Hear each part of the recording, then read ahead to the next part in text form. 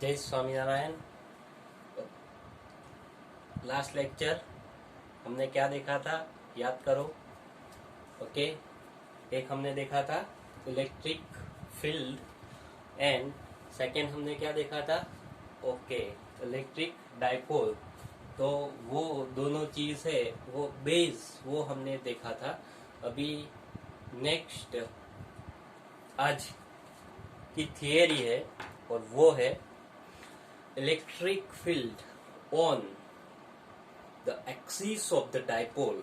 Okay, what is the today's topic is the electric field on the axis of dipole. Okay, okay, बहुत अच्छी बात है, खुशी की बात है। खुशी की बात क्या है तो देख लेते हैं कि ये जो थियरी है उसमें कोई थियरी नहीं है। सर का छटक गया है, आगरा जाने की जरूरत है। ओके, तो खुशी की बात क्या है कि इसमें थियरी में कोई भी थियरी नहीं है। ओके, तो मेरा कहने का मतलब क्या है कि जो टोटली थियरी है उसके अंदर पहले फिगर है, फिर कैलकुलेटिव पार्ट है, थियोरिटिकल पार्ट कोई नहीं है। तो मजा आएगा। थियोरिटिकल पार्ट नहीं है तो फटाफट याद रह जाएगा। तो पहले फिगर, ओके, सबसे डिफिकल्ट चीज क्या है, फिगर। फिगर को याद रखना है ना, वो डिफिकल्ट है।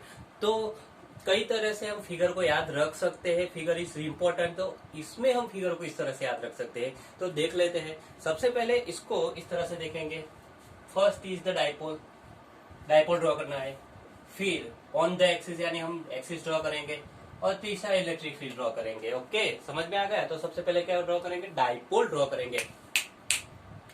जब भी कभी भी डाइपोल ड्रॉ करना है तो कंपलसरी हमको ये थोड़ा थोड़ा थोड़ा थोड़ा ड्रॉ करना है। याद रखना है कि एक बार मैं अगर भी डाइपोल ड्रॉ कर रहा हूँ, 2 3 4 5 थियरी है जिसमें डाइपोल हमें ड्रॉ करना है, बराबर है। ओके, तो डाइपोल में ड्रॉ कर रहा हूँ।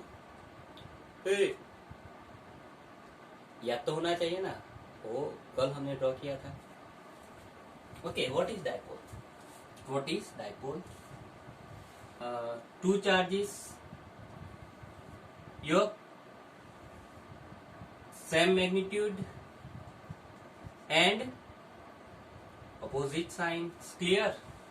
Then they are placed at the certain distance, finite distance, and is the 2a. This distance is 2a। उसके अलावा ये जो 2a डिस्टेंस है उसके अलावा भी हमें एक खास चीज ड्रॉ करनी है, डाइपोल मोमेंट ड्रॉ करना है। डाइपोल मोमेंट की डायरेक्शन कौन सी थी, कल मैंने बताया था, opposite to the electric field. कौन सी डायरेक्शन थी, अपोजिट टू इलेक्ट्रिक फील्ड। यानी यहाँ पर, ओके, यहाँ पर इलेक्ट्रिक फील्ड की डायरेक्शन को, ओके, इलेक्ट्रिक फील्ड की डायरेक्शन कौन सी होगी, electric field is from positive to negative.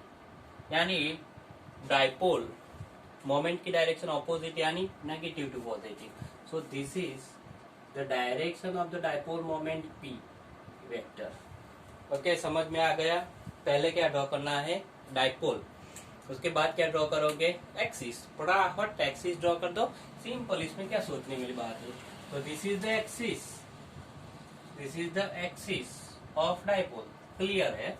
उसके बाद इलेक्ट्रिक फील्ड, यानी जो पॉइंट पर हमें इलेक्ट्रिक फील्ड फाइंड करना, पॉइंट ड्रॉ करते हैं।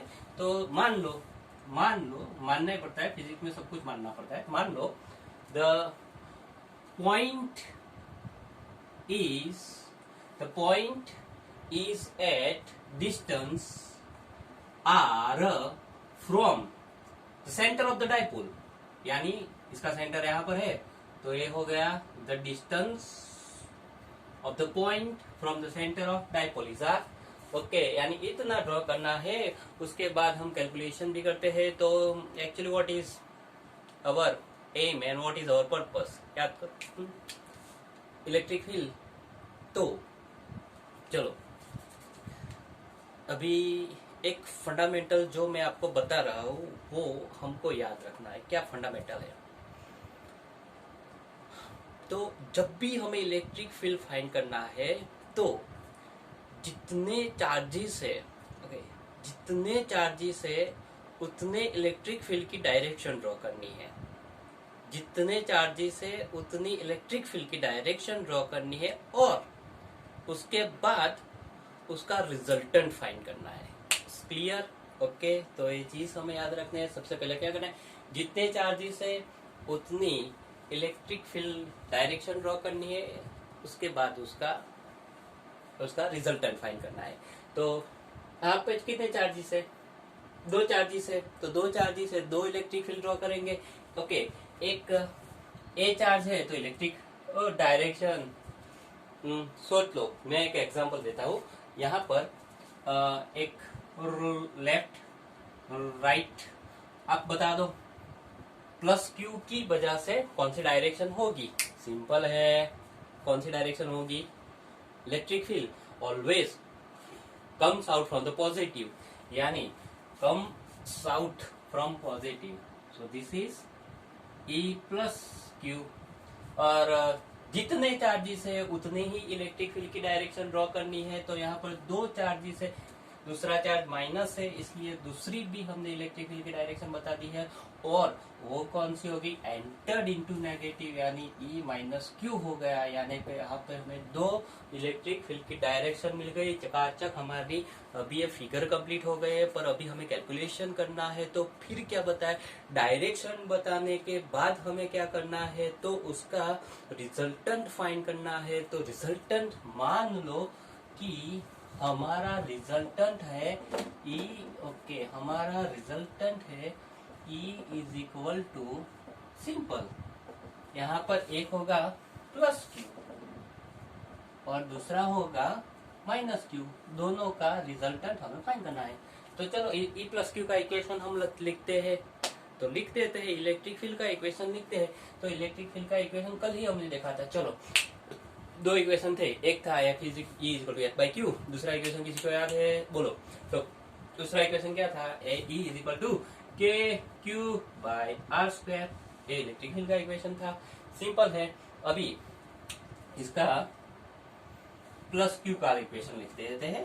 तो E plus Q is equal to E plus Q is equal to, अभी हम रखते हैं यहाँ पर के। हाँ, ओके, समझने वाली बात, आ जाओ, समझने वाली बात।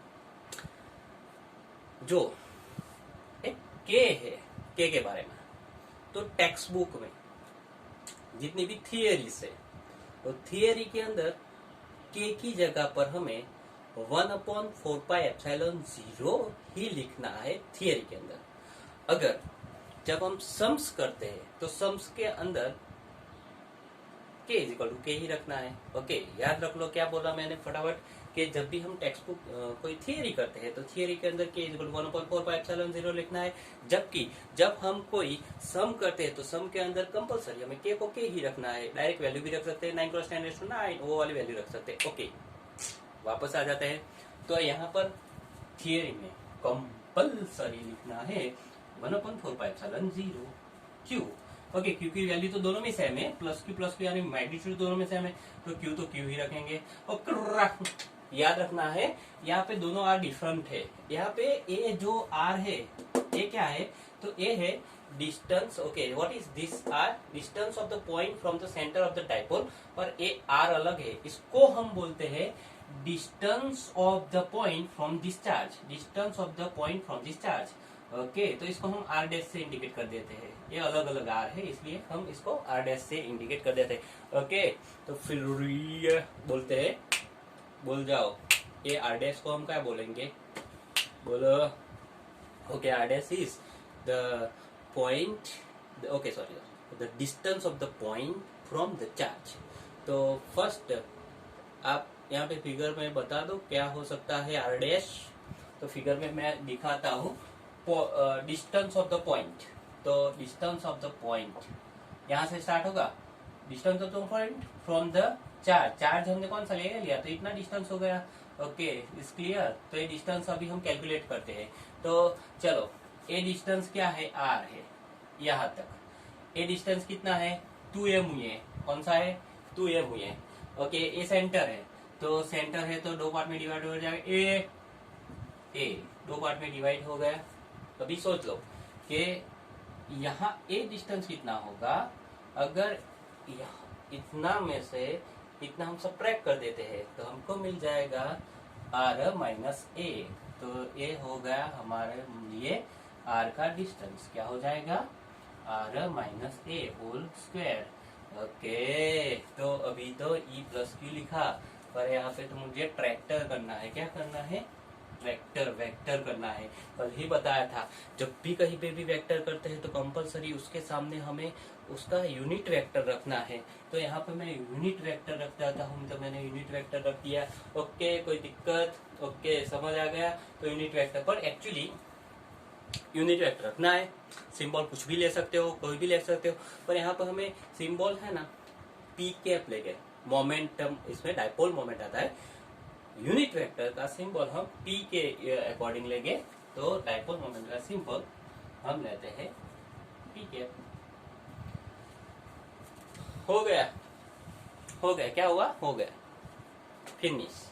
एक अभी दूसरा कौन सा होगा, E माइनस क्यू। क्लियर, तो अभी हम फाइंड करते हैं E माइनस क्यू वेक्टर होगा ही होगा, K इज इक्वल टू लेना ही लेना 1/4πε0, और Q दोनों में सेम है, क्यू है, ये मैग्नीट्यूड ही लेना है ना, क्यू है तो मैग्नीट्यूड लिया। अभी R क्या, ओके जिंगल वाला हु सोच लो, बता दो, आप लोग होशियार हो, बहुत होशियार हो जाएगा। क्या होगा, R is equal to, okay R का मतलब फटाफट बता दो, R what is R, R is the distance of the point from the charge, यानी यहाँ पर पॉइंट तो ये है, distance of the point from the charge, क्योंकि माइनस चार्ज है, distance of the point from the charge. Okay, ये distance कितना होता है, तो यहाँ से ले लो यहाँ तक, तो यहाँ से यहाँ तक, तो देखो एक आर आएगा और दूसरा क्या आएगा, ए आएगा, तो ये हमारा क्या हो गया,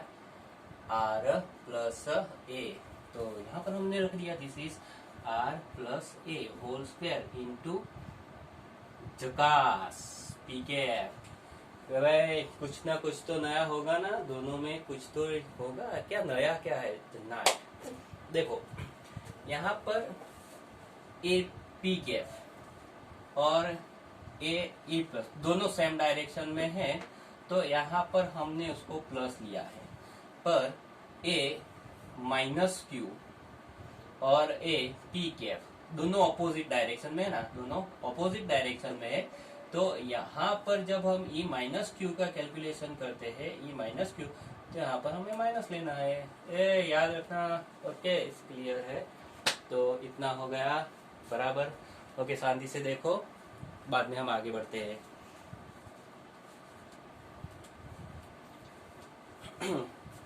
चलो बढ़िया है, फिट है, मस्त है।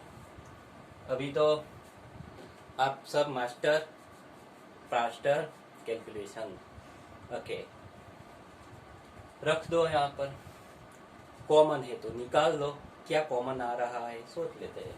कॉमन आ रहा है, चलो एक तो एक हो गया, 1/4πε0 कॉमन आ गया, दोनों में से क्यू भी कॉमन आ गया, और क्यू के बाद ए पी कैप भी कॉमन आ गया। तो कई लोग कैसे है जो उसकी जिंदगी में कभी आगे आते ही नहीं, वो पीछे ही रहते हैं, कुछ भी करो पर वो कभी आगे आएंगे ही नहीं, वो पीछे ही रहेंगे। होते हैं ऐसे लोग, ऐसे भी होते हैं।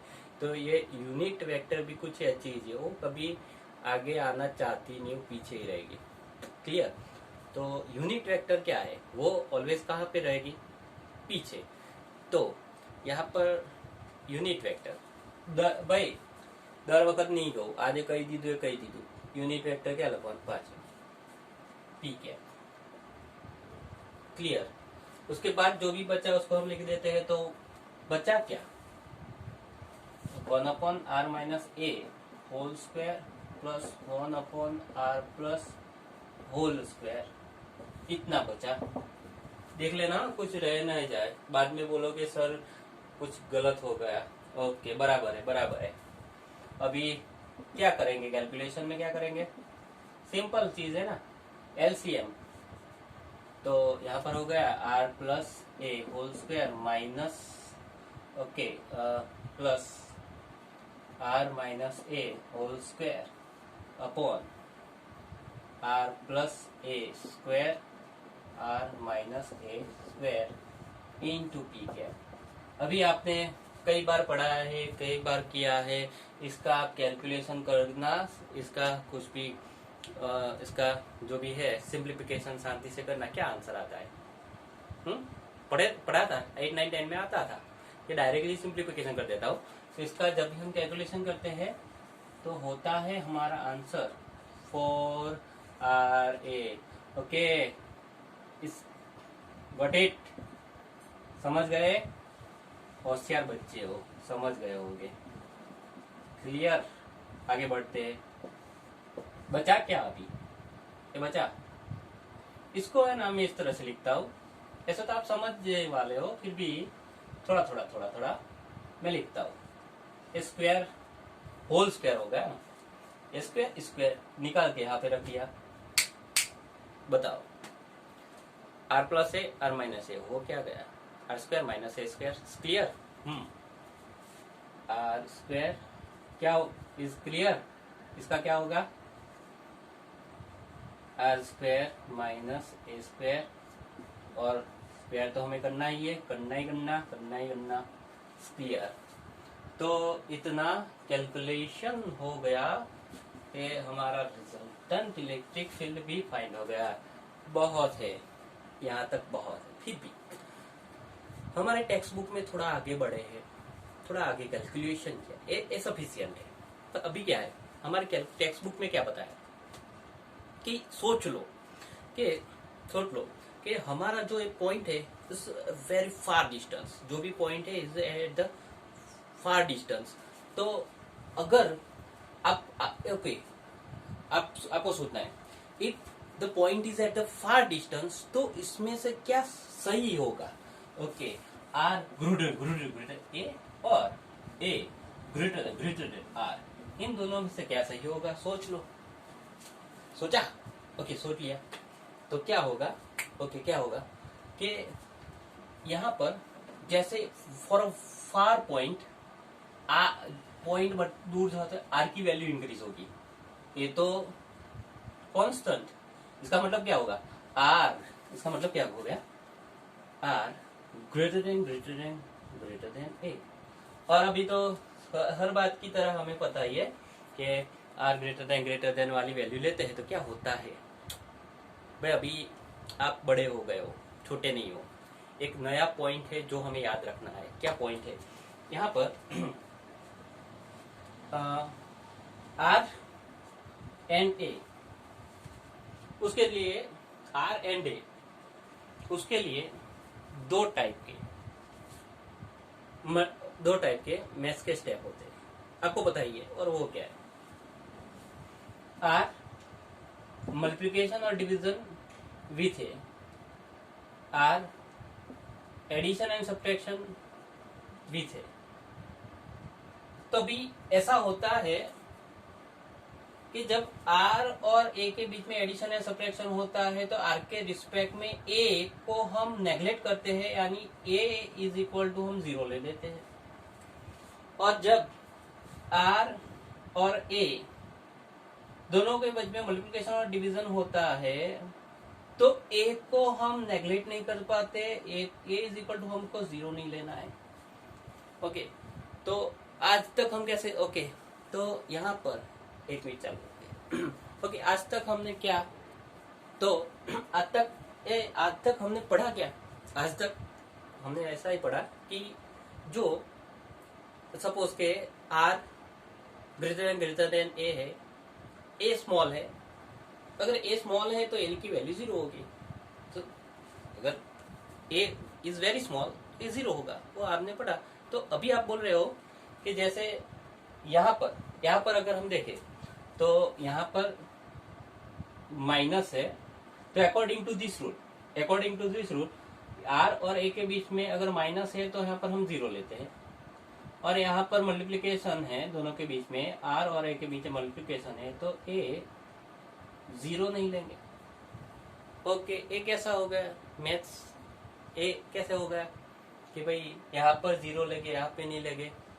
तो चलो एक चीज है, उसको मुझे आपको एक्सप्लेन तो करना है, पर उसके लिए एक मिनट। ओके, तो हाँ, क्या बोल रहे हो कि ये जो चीज हो गई, मल्टीप्लिकेशन सब्ट्रैक्शन में जीरो लेना है, सॉरी मल्टीप्लिकेशन डिवीजन में जीरो नहीं लेना है, एडिशन सब्ट्रैक्शन में जीरो लेना है, तो ऐसा क्यों?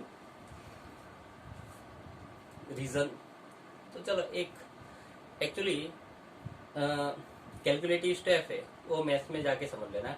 लॉजिकली अभी हम समझते हैं उसको क्या कैसे करते हैं।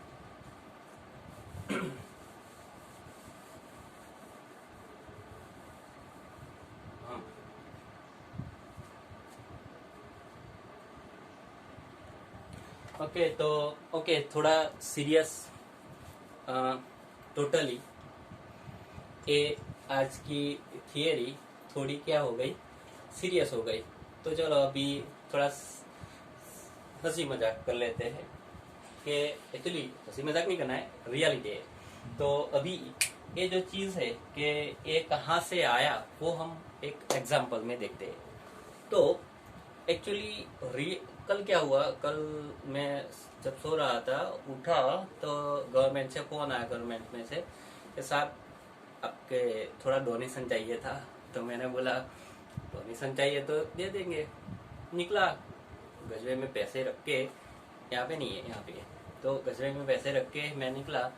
थोड़े से, बहुत नहीं थे, 10 लाख रुपया। कितना था, कितना कितना 10 भाई, गिनना आता है ना? ओके, तो कितना रुपए लेके, 10 लाख लेके निकला। तो रास्ते से जा रहा था, बीच में फ्रेंड मिला तो बोला, मुझे देखा और बोला कहाँ पे जा रही है? मैंने बोला डोनेशन देने के लिए जा रही हूँ। तो बोला कितना मुझे बोला कितना डोनेशन देने वाला है? तो मैंने बोला ये बस 10 लाख रुपए है तो दूंगा। तो वो भी खुश हो गया और बोला कि यार मैं भी डोनेशन दूंगा। तो 60 वो जो भी हमारा पर्स था उसको निकालने को 500 मैं भी खुश हो गया। उसने निकाला, अल्ले मैंने कि बोला भाई 1 रुपया देगा, शर्म कर, थोड़ा ज्यादा दे। तो फिर से ओके, उसके पास पड़ता, फटाफट निकाला, एक दूसरा रुपया निकाला। मैंने बोला चलो क्या शर्म करवानी है, गजरे में डाला, चला गया। वहां पे अभी क्या हुआ, वहां पे रास्ते से जा रहा था और उसके 2 रुपये गिर गए और वहां पे पहुंचा और वहां पे मैंने लिखवाया। ओके, तो एक्चुअली जब मेरे पास ओके उसने मुझे जब पैसे दिए तब की बात कर रहा हूँ, गिर गया बहुत बात की बात है। जब मुझे उसने पैसे दिए तो मेरे पास कितने रुपए होने चाहिए, कितने होने चाहिए? 10 लाख 2 रुपये। और मैं तो फिजिक्स का सर हूँ, तो साइन लिख के ही काम करूंगा। फिजिक्स का सर हूँ तो साइन लिख के ही काम करूंगा। तो यहाँ पर मैंने क्या करा, ओके कौन सी साइन, ओके साइन कौन सी आ सकती है 2 रुपये में? पहले मेरे पास 10 लाख रुपए था, अभी उन्होंने मुझे 2 रुपया दिया, तो प्लस की साइन आएंगे ना, प्लस की आएगी, ऐड करना पड़ेगा ना। तो मेरे पास हो कितने गए, 10 लाख 2 रुपये, इतने हो गए। ओके, तो इतने तो मुझे दिए, रास्ता में जा रहा था, फिर 2 रुपये गिर गए। बाद में मैं वहां पे पहुंचा और मुझे बोला कि भाई आप कितने रुपए देने वाले हो? तो मैंने लिखवा भी दिया कि भाई मैं आपको 10 लाख रुपए दे रहा हूँ। अभी सोचो कि अगर मैंने 10 लाख को 2 रुपये लिखवाए होते हैं या मैंने 10 लाख रुपये लिखवाए, तो दोनों में कोई भी फर्क पड़ता है? चलो यहाँ पे 10 लाख 2 रुपये ने उसको मैंने कैंसिल कर दिया, गिर गए 2 रुपये गिर गए। तो बोलो आपको लगता है कोई भी फर्क पड़ा? कोई फर्क नहीं पड़ा ना। तो यहाँ पर मैंने 2 को क्या कर दिया, नेगलेक्ट कर दिया, उसकी वैल्यू 0 ले ली, फिर भी कोई भी फर्क नहीं पड़ा।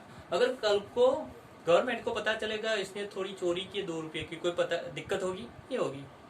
ओके, अभी क्या हुआ था कि दूसरा अभी भी दूसरे दिन, उसके पहले के दिन बात कर रहा हूँ।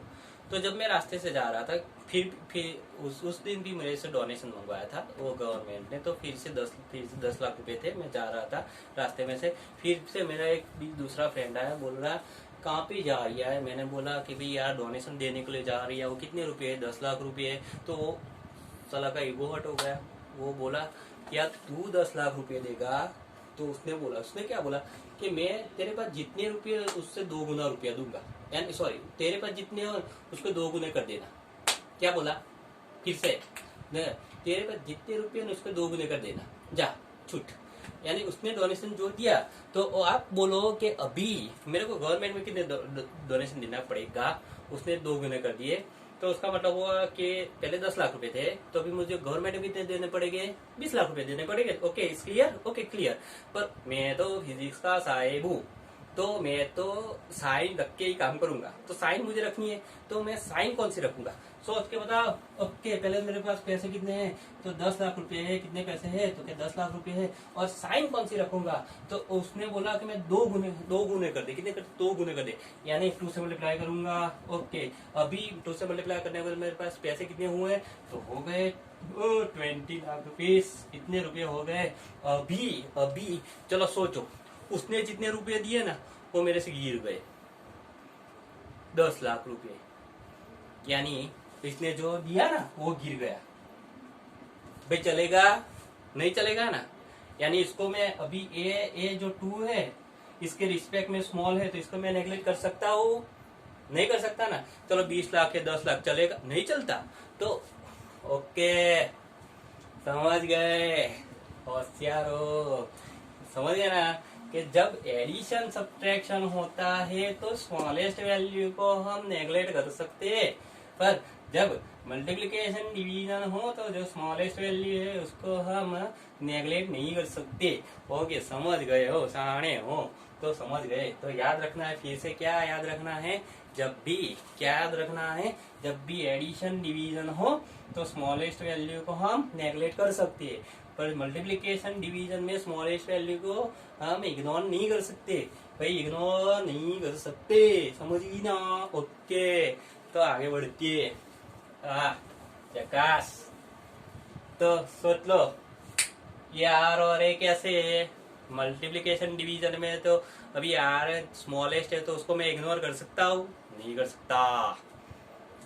यहाँ भाई आर और वो ए है किसमें है? सब्ट्रैक्शन में है। तो अभी ए को मैं नेगलेक्ट कर सकता हूँ, सब्ट्रैक्शन में ये तो नेगलेक्ट कर सकता हूँ। तो यहाँ पर इसको मैं नेगलेक्ट करूंगा, तो इस तरह से लिखूंगा। देखते जाइयो भाइयों। तो Q अपन 4/ε0, ये को नेगलेक्ट नहीं किया उसको वैसे ही रहने दो। यहाँ पर इसको नेगलेक्ट कर दिया तो हो गया r² इंटू कैप। बच्चा आ गया बच्चा। अभी देखो ये क्या होगा? r4 is clear. ये r4 ए तो ए और ए आर, तो ए आर और r4 चल हटा सावन की घटा बत्ती बुझा। तो यहाँ पे क्या होगा? r³ चकाचक। तो एक हर वक्त ये पॉइंट हमें याद रखना है, r ग्रेटर देन है। और इसके अलावा भी जब भी डायपोल मोमेंट की जब भी कोई भी थियरी आती है तो हमें एक स्टेप कंपल्सरी लेना है, और वो कौन सा है? हमें लिखना है p = कुत्ता। क्या लिखना है? p = कुत्ता। ओके इसका मतलब क्या हुआ? हमारा इक्वेशन था ना p = Q × 2a, ये वाला इक्वेशन था, वो हमें रखना है p = कुत्ता। तो हमने रख दिया। यहाँ पे देखो ओ कैसे होगा? ए तो ए है, ए 4 है। क्या है? 4। उसको इस तरह से हम लिख सकते हैं 2 × 2। तो उसका मतलब क्या होगा? p = कुत्ता चाहिए तो एक ए ले लो, एक ए ले लो और एक ए लो। तो यहाँ से हमको मिलता है, यहाँ पे हो गया 2p। क्लियर? और बाकी क्या बचा? 1/4πε0/r³ into p cap is equal to electric field. Okay, so this is the equation of the electric field on the axis of the dipole. झक्कास। ओके खतरनाक इक्वेशन है जो हमने डिराइव किया। ओके बराबर। ओके तो बहुत ही खतरनाक इक्वेशन है। ओके तो बराबर इक्वेशन है। उसके बाद भी एक दूसरा भी इक्वेशन हमें डिराइव करना है, वो हम इसके बाद की थियरी में करेंगे। ओके उसका नाम बता देता हूँ। उसका नाम क्या है? तो उसका नाम है the electric field of the dipole on equatorial point. वो इसके बाद में करेंगे। तो ये मोस्ट इम्पोर्टेंट थियरी है, इसको पूछने की पॉसिबिलिटी बहुत ज्यादा है।